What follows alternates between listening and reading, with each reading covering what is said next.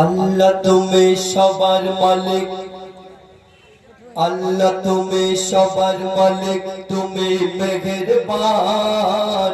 আল্লাহ তুমি সবার মালিক, তুমি মেহেরবান, তুমি রহিম রহমান।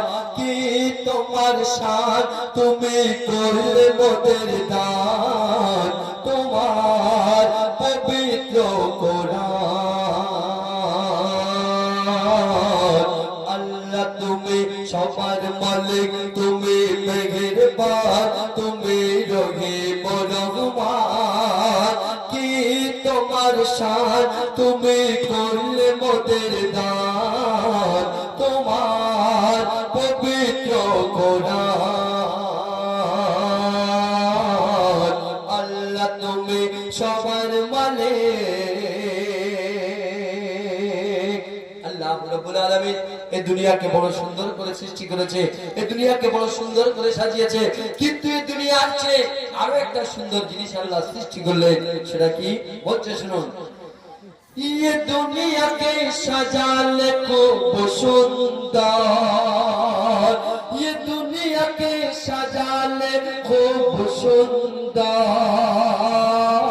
तार चे सुंदर মানুষের অন্তর।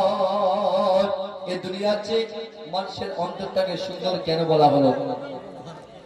এই দুনিয়ার চেয়ে মানুষের সুন্দরটাকে এই জন্য বলা হয়েছে যে মানুষের অন্তরটা দুনিয়ার চেয়ে সুন্দর। কেন? এই অন্তরের মধ্যে আল্লাহ বাস করে। কিন্তু আজকে আমরা অন্তরটাকে কি করেছি? কয়লার খনি, জিলিবির প্যাচ এই মনের মধ্যে ভরে রেখেছি। তাহলে আল্লাহ কেমন করে বাস করবে বলুন? বলছে শুনুন। ये दुनिया के सजाले खूब सुंदर, तार চেয়ে সুন্দর মানুষের অন্তর। ওই অন্তরে বানিয়েছ তোমার ঘর, সেই ঘরের জিকির আল্লাহু আকবার।